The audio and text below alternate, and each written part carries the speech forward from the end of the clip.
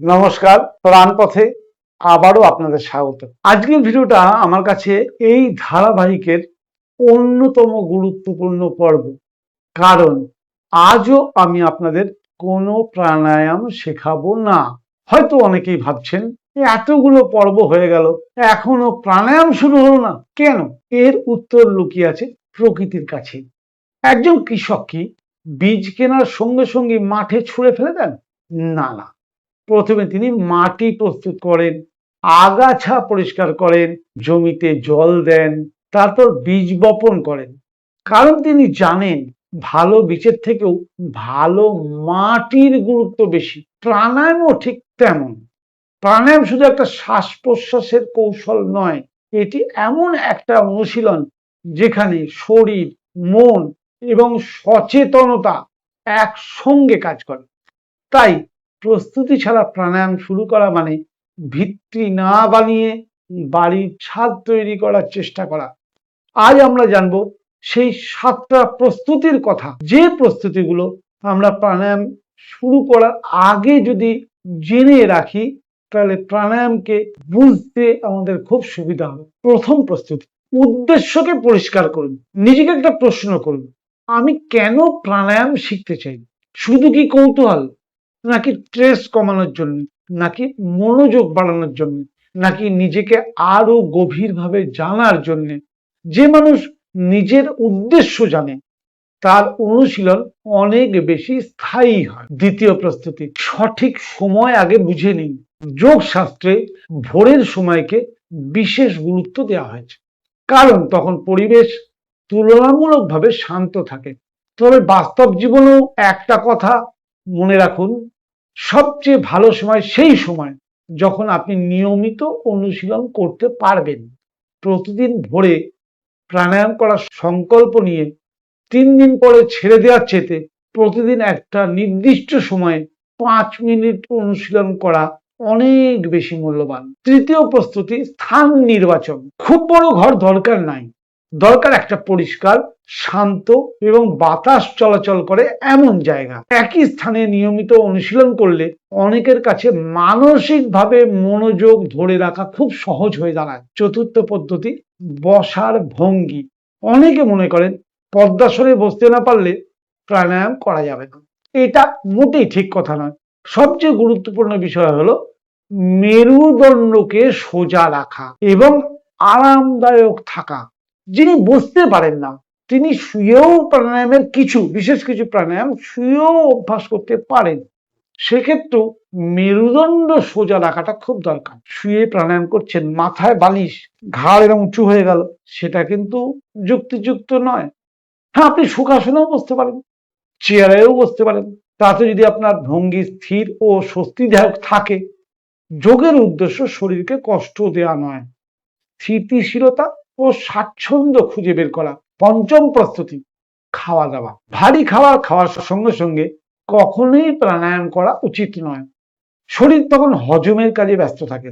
তাই খাবার খাওয়ার পরে অন্তত 2 থেকে 4 ঘন্টা বিরতি রাখা উচিত খাদ্য অনুযায়ী। অন্যদিকে অত্যন্ত ক্ষুধার্ত অবস্থায় অনুশীলন করলে মনোযোগ ধরে রাখা কঠিন হতে পারে। ষষ্ঠ প্রস্তুতি, মানসিক প্রস্তুতি। আজকের পৃথিবীতে আমরা শরীর নিয়ে যতটা ভাবি, মন নিয়ে ততটা কিন্তু কেউ ভাবি না।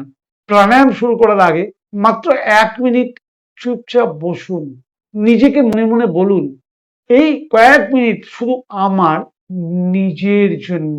দেখবেন মন নিজেই ধীরে ধীরে আপনার কাছে আসতে শুরু করেছে। সপ্তম প্রস্তুতি, তাড়াহুড়ো না করা। এটাই সবচেয়ে গুরুত্বপূর্ণ।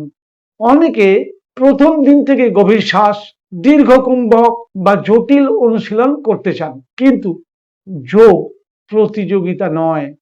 এখানে কেউ প্রথম হয় না, এখানে শুধু নিয়মিত মানুষরাই এগিয়ে যায়। বন্ধুরা, আজ আমি আরো কয়েকটা সাধারণ ভুলের কথা বলতে চাই।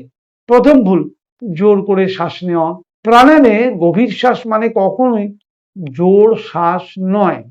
দ্বিতীয় ভুল, অন্যকে দেখে নিজের সঙ্গে তুলনা করা।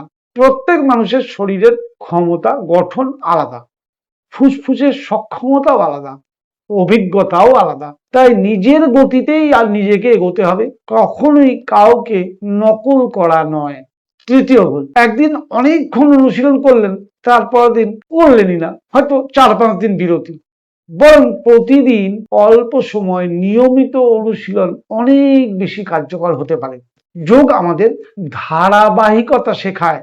হঠাৎ উত্তেজিত হয়ে একদিন বেশি করে করলাম, এতে কোনো কাজ হয় না। এখন একটা গুরুত্বপূর্ণ বিষয়, যদি কারো গুরুতর শ্বাসকষ্ট থাকে, হাড়ের কোনো রোগ থাকে, সাম্প্রতিক অস্ত্রোপচার হয়ে থাকে বা অন্য কোনো গুরুতর স্বাস্থ্য সমস্যা থাকে, তাহলে উন্নত প্রাণায়াম শুরু করার আগে নিজের চিকিৎসক এবং প্রয়োজনে অভিজ্ঞ যোগ শিক্ষকের অবশ্যই পরামর্শ নিয়ে প্রাণায়াম করা উচিত। সচেতন অনুশীলন মানে নিরাপদ অনুশীলন। আজকের ভিডিও যদি একটা কথাই আপনাকে মনে রাখতে বলা হয়, তাহলে সেটা হলো প্রাণায়ামের প্রথম ধাপ শ্বাস নয়। প্রাণায়ামের প্রথম ধাপ হলো প্রস্তুতি। যেমন একজন সঙ্গীত শিল্পী বাদ্যযন্ত্র ঠিক করেন, একজন ক্রীড়াবিদ ওয়ার্ম আপ করেন, তেমনি একজন যোগ সাধক নিজেকে প্রস্তুত করেন সবার আগে। আজকের ছোট্ট অনুশীলন, আগামী 3 দিন কোনো প্রাণায়াম করার চেষ্টা করবেন না, শুধু একটা নির্দিষ্ট নিয়ম বেছে নিন। একই জায়গায় বসুন, চোখ বন্ধ করুন, 1 মিনিট নিজের শ্বাসকে লক্ষ্য করুন। এই 1 মিনিটে হবে আপনার প্রস্তুতি। হয়তো এখান থেকে শুরু হবে একটা সুন্দর অভ্যাস। আজকের প্রশ্ন, আপনি কি ফলের জন্য প্রস্তুত, নাকি প্রস্তুতির জন্য প্রস্তুত? এই প্রশ্নের উত্তরই আপনার যোগযাত্রাকে বদলে দিতে পারে। পরবর্তী পর্বে আমরা শুরু করব প্রথম ব্যবহারিক অনুশীলন। আমরা শিখব শ্বাস পর্যবেক্ষণ, প্রাণায়ামের প্রথম অনুশীলন। এখানে কোনো জোর থাকবে না, কোনো জটিল কৌশলও থাকবে না, থাকবে শুধু নিজের শ্বাসকে নতুন করে চিনে নেওয়ার যাত্রা। সেই পর্যন্ত ভালো থাকুন, সচেতন থাকুন, আর মনে রাখবেন, প্রকৃতি কখনো তাড়াহুড়ো করে না, তবু তার প্রতিটি সৃষ্টি পূর্ণতা পায়। অর্থাৎ প্রাণায়াম শিক্ষাতেও আমাদের তাড়াহুড়ো করলে হবে না, ধৈর্যের সঙ্গে ধীরে ধীরে শিখতে হবে। নমস্কার।